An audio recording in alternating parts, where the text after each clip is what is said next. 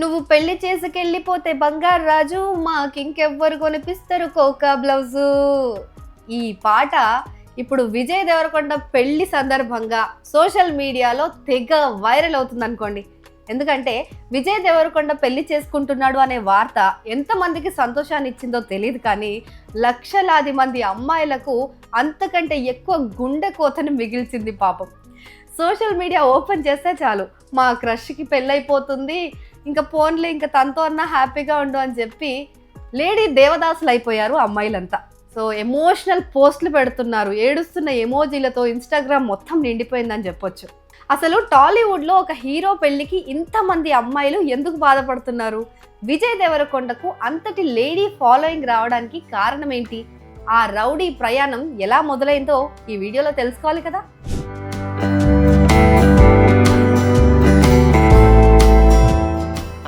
విజయ్ ఏ రకమైన సినీ నేపథ్యం లేని ఒక మధ్యతరగతి కుటుంబం నుంచి వచ్చాడు.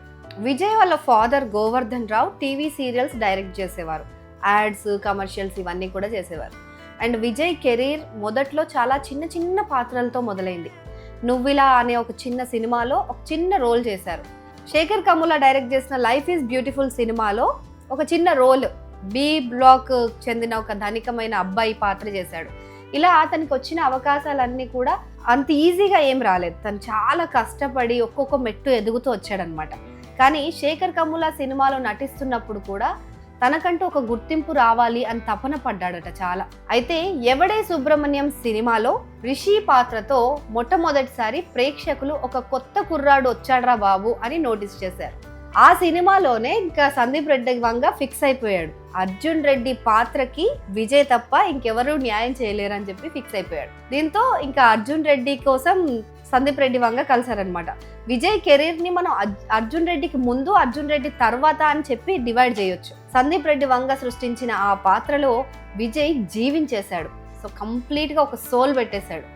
ఒక మెడికల్ స్టూడెంట్గా, ఒక లవర్గా అతనిలో ఉన్న ఇంటెన్సిటీ యువతను పిచ్చెక్కించేసింది. సో ఆ సినిమాతో విజయ్ ఒక హీరోగానే కాదు, ఒక కల్ట్ ఐకాన్గా మారిపోయాడు. తన యాటిట్యూడ్, స్టేజ్ మీద తను మాట్లాడే మాటలు, తన బాడీ లాంగ్వేజ్ ఇవన్నీ అతనికి ఒక రౌడీ ఇమేజ్, ఒక బ్రాండ్ ఇమేజ్ను తెచ్చిపెట్టేశాయి. సో యూత్కి పిచ్చెక్కించేసిన తర్వాత గీతా గోవిందం అనే సినిమాతో వచ్చాడు. ఇటు ఫ్యామిలీ ఆడియన్స్, లేడీస్ ఫాలోయింగ్కు ఇక తిరుగులేని హీరోగా మారిపోయాడు.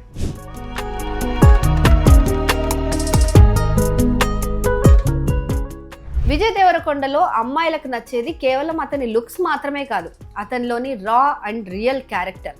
తను అనుకున్నది ముక్కుసూటిగా చెప్పడం, తన ఫ్యాషన్ సెన్స్, ఆ గడ్డం, ఆ వాయిస్ బేస్ అమ్మాయిలను బాగా ఆకర్షించాయి. కమర్షియల్ సక్సెస్ వచ్చినా, ఫ్లాప్స్ వచ్చినా తన యాటిట్యూడ్ మార్చుకోకుండా ఉండటం అతని స్పెషాలిటీ. షూటింగ్లో తనతో పనిచేసే తోటి నటీనటులను గౌరవించే విధానం, ముఖ్యంగా రష్మికతో అతనికున్న కెమిస్ట్రీ, ఇవన్నీ కలిపి అతని ఒక డ్రీమ్ బాయ్గా మార్చేశాయి. అందుకే ఇప్పుడు అతను రష్మికకు సొంతమవుతున్నాడంటే తన మహిళా అభిమానులు మాత్రం జీర్ణించుకోలేకపోతున్నారు.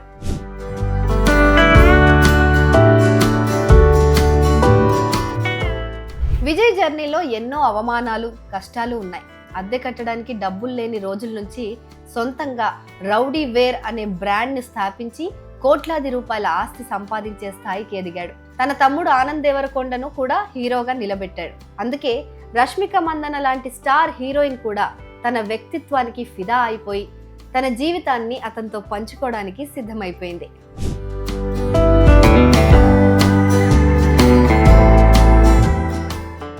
ఏదేమైనా విజయ్ దేవరకొండ ఇప్పుడు ఒక ఇంటివాడైపోయాడు.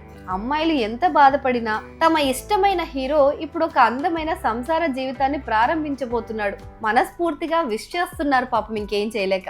గీతా గోవిందంలో గీతను ఆట పట్టించిన గోవింద్ ఇప్పుడు నిజంగానే ఆమెను మంగళం పద్ధతిలో పెళ్లి చేసేసుకున్నాడు.